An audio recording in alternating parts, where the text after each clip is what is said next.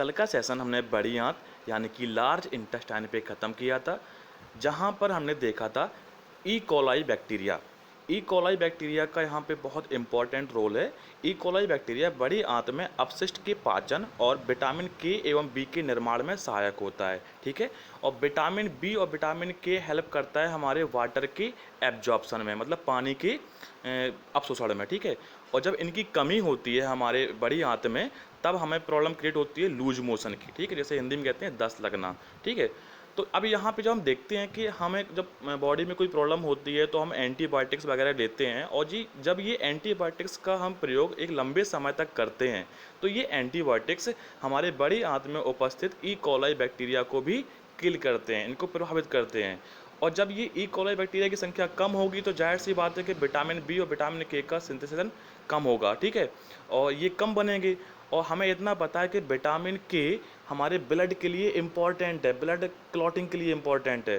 तो जब विटामिन के हमारी बड़ी आंत में कम मात्रा में होगा तो जाहिर सी बात है कि ब्लीडिंग प्रॉब्लम आगे हो सकती है, ब्लीडिंग डिसऑर्डर हो सकता है, ठीक है।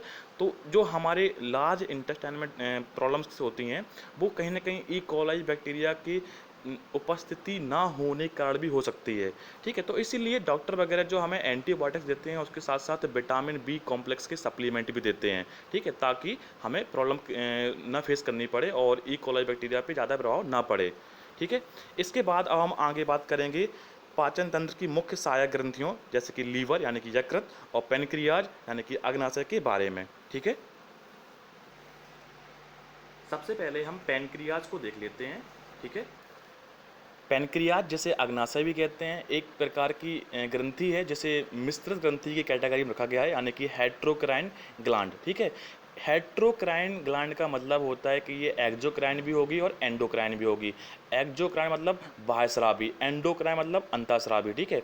तो अब हमें इसमें ये देखना है कि अग्नाशय में जो अग्नाशय के जो फंक्शंस हैं या कहें तो इनका जो हिस्सा है वो बाह्यस्रावी ज़्यादा है, अंतःस्रावी केवल 1% है। तो आपको ये दिख रहा होगा कि एंडोक्राइन केवल 1% है और एक्जोक्राइन 99% है, ठीक है। तो पैनक्रियाज से सबसे ज़्यादा जो सीक्रेट होता है वो क्या है, पैनक्रियाटिक जूस यानी कि अग्नाशयी रस। ये जिस पार्ट से सीक्रेट होता है उसे कहते हैं पैनक्रियाटिक एसिनाई, ठीक है। ये लिखा है पैनक्रियाटिक एसिनाई, ठीक है, अंग्रेजी में वर्ड है, आप इसको लिख लो। अब जैसे इसकी हिंदी ढूंढनी हो तो वो आप गूगल कर लेना, ठीक है, गूगल पता चल जाएगा। और ये सबसे अच्छा पाचक रस है, रिचेस्ट डाइजेस्टिव जूस है, ठीक है। इसके बाद हम जब देखते हैं कि एंडोक्राइन में क्या है तो पैनक्रियाटिक आइसोलेट्स हैं, ठीक है, पैनक्रियाटिक आइसोलेट्स या इन्हें कहते हैं आइसोलेट ऑफ लैंगरहैंस। इसके पहले हमें थोड़ा ये भी समझना था कि ये सेकंड लार्जेस्ट ग्लैंड है और सबसे बड़ी जो ग्रंथि होती है, मतलब फर्स्ट लार्जेस्ट ग्लैंड जो होती है उसे कहते हैं लीवर, ठीक है। तो लीवर समझना है हमें। लीवर के बाद दूसरी ये सबसे बड़ी ग्रंथि है। उपस्थित कहाँ होती है तो आपको ये इमेज में दिख ही रहा होगा, ठीक है। लीवर के जस्ट नीचे ऊपर देखो इसमें ये गॉल ब्लैडर लगा है, ठीक है, पित्ताशय, ठीक है। और ये जो येलो कलर का डायग्राम दिख रहा है आपको, यही है पेनक्रियाज यानी कि अग्नाशय, ठीक है। तो यहाँ पे देखो इसमें जो जूस वगैरह सीक्रेट होता है वो आकर छोटी आंत का जो बड़ा ये जो हिस्सा है ड्यूडनम, आगे का हिस्सा है, ठीक है, इसमें आके मिल जाता है।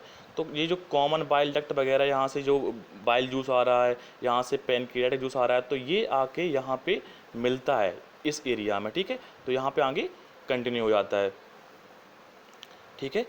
अब हम देखते हैं कि जो अग्नाशय है इसका अंतःस्रावी जो लक्षण है, ठीक है, एंडोक्राइन। तो इसमें क्या क्या होता है तो पैनक्रियाटिक आइसोलेट हमने अभी देखा था, आइसोलेट ऑफ लैंगरहैंस से यहाँ पे कुछ हार्मोन्स वगैरह सीक्रेट होते हैं। तो एंडोक्राइन जो होता है सिस्टम उसमें हार्मोन्स का सीक्रेशन होता है। अब यहाँ पे कौन कौन से हार्मोन्स किस सेल से सीक्रेट होते हैं ज़रा इसको समझ लेते हैं, ठीक है। तो ग्लूकोजन हार्मोन अल्फा सेल से सीक्रेट होता है। इसका मेन काम क्या होता है, उपापचयी क्रिया में शर्करा का निर्माण, ठीक है, उपापचयी क्रिया में या उपापचयी क्रिया के द्वारा शर्करा का निर्माण कराना, इसे कहते हैं ग्लूकोनियोजेनेसिस, ठीक है, ग्लूकोनियोजेनेसिस, ठीक है, ऊपर लिखा है इसे लिख लेना। ये अल्फा सेल से सीक्रेट होता है ग्लूकोजन, ठीक है। इसके बाद बात आती है इंसुलिन की। इंसुलिन होता है बीटा सेल से, रक्त में शर्करा का नियंत्रण रखना या, ठीक है, ये इसका मेन फंक्शन है। इसके बाद बात आती है सोमैस्टोटेन, टेस्टोस्टेरोन, ठीक है। अच्छा, अब यहाँ पे ये जो हार्मोन है ये डेल्टा सेल से सीक्रेट होता है, ये बॉडी के अंदर जितने भी हार्मोन्स हैं सब पर कंट्रोल रखता है, नियंत्रण रखता है। अब आपको एक क्वेश्चन का जवाब देना है कि जो सोमैटोस्टेटिन है ये हार्मोन बॉडी के किस और ग्लैंड से सीक्रेट होता है या बॉडी के किस और पार्ट्स में सीक्रेट होता है, ठीक है। अभी हमने देखा कि ये पैनक्रियाज में है डेल्टा सेल से। आपको जवाब देना है कि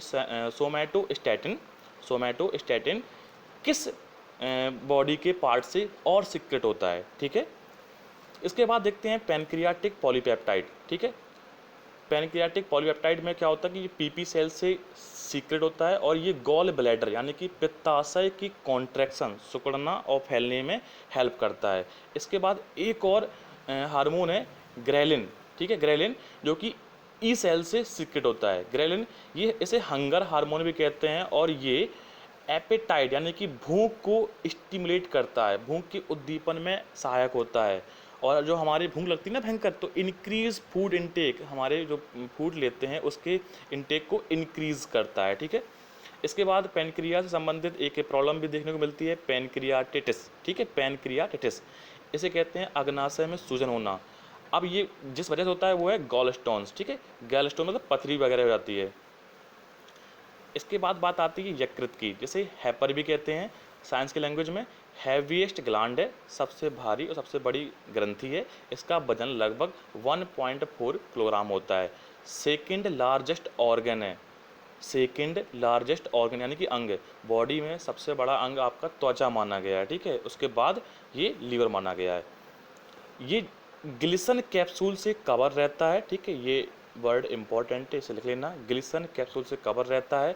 इसकी जो इकाई है उसे कहते हैं हेपेटिक सेल्स, ठीक है।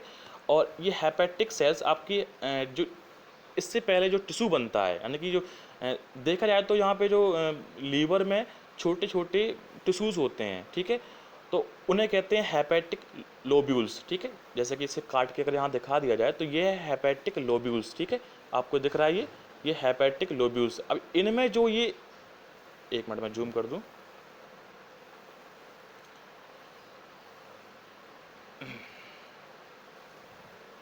अब ठीक है।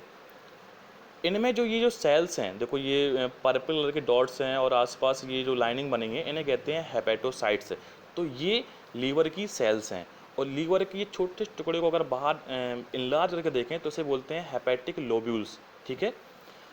लीवर की लोकेशन हमें यहाँ पर दिख रही है। लीवर में ये लेफ्ट लोब, राइट लोब भी होते हैं, ठीक है। गॉल ब्लैडर यहाँ पे ये पित्ताशय जहाँ पे बाइल जूस स्टोर होता है और उसका सांद्रण भी यहीं पे होता है।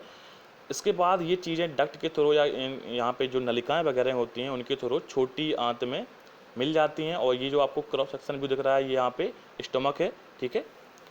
और ये छोटी आंत के ड्यूडेनम में आके मिलती चीज़ें सारी मिक्स होती हैं। इसके बाद देखते हैं गॉल ब्लैडर।